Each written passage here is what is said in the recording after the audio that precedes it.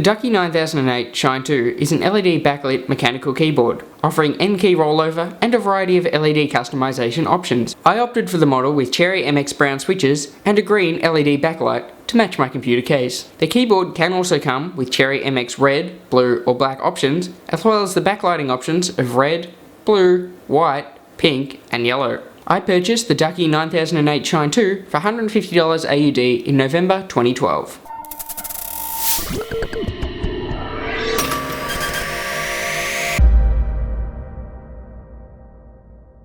Opening the 9008 Shine 2 was easy enough. You just lift off the protective plastic and then take out the keyboard. The various accessories can be more difficult to find, hiding away in small compartments within the box around the keyboard.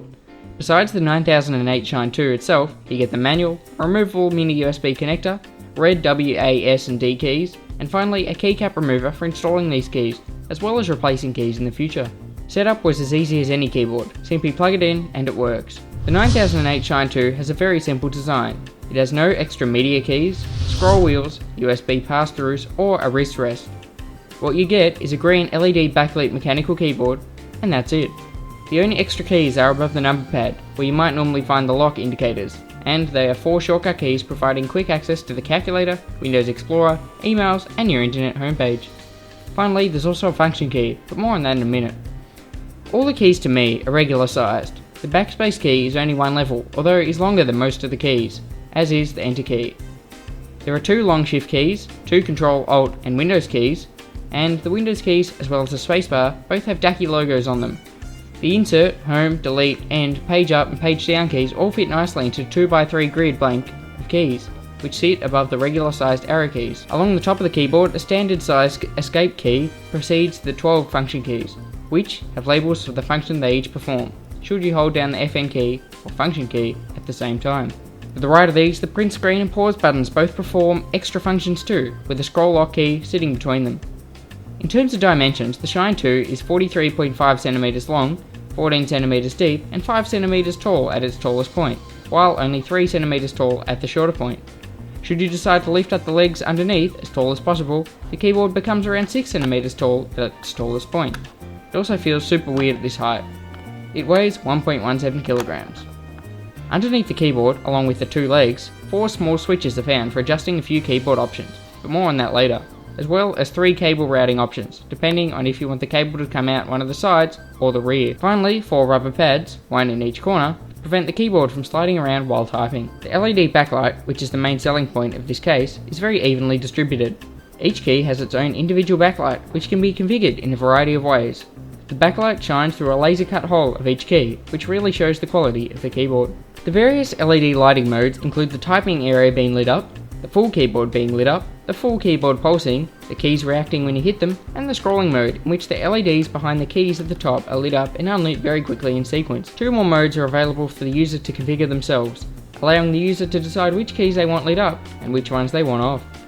In these modes, the 3 lock keys are independent and only light up when active. Finally, the user can control brightness of the keys in 10% increments, from 60% to 100% in most of the modes. The keys are very bright at 100%, and thus I found myself turning down the intensity to around 80%. The actual keyboard is all black and made out of plastic. Each of the keys, as well as the keyboard itself, has curved edges, meaning no sore fingers or wrists at the end of a typing session. As is usual on keyboards, the F and J key have a small notch on them for some touch typists to align themselves with.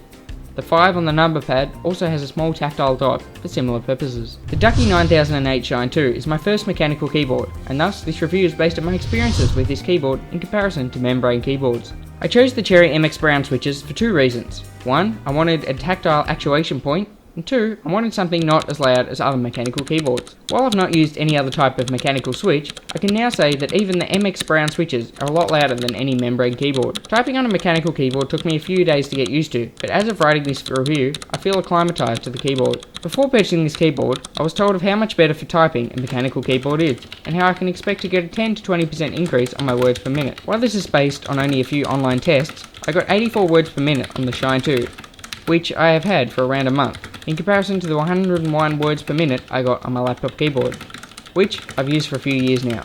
Whether these words per minute are a reflection on my time with the keyboard, my current level of dexterity, or the keyboard itself is a subject of debate.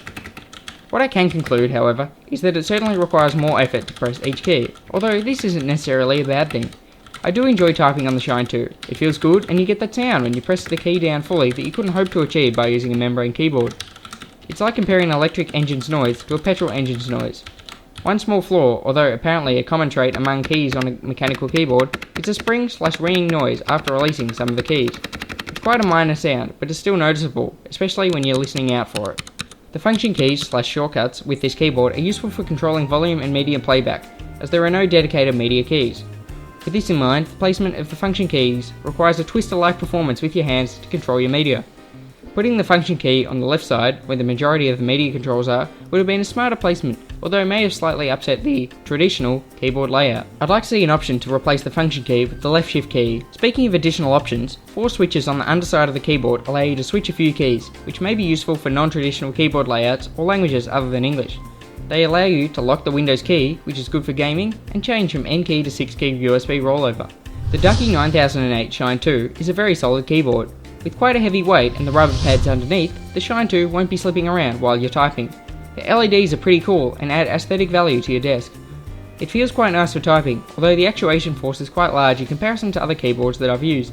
The satisfying sound you get when you bottom out the key though really seals the deal, although it's quite loud when your family's trying to sleep. While there are no dedicated media controls, there are volume and media shortcuts, although these can be somewhat difficult to use with one hand. Taking all this into consideration though, I can safely recommend the Ducky 9008 Shine 2 to anyone in the market for a new keyboard.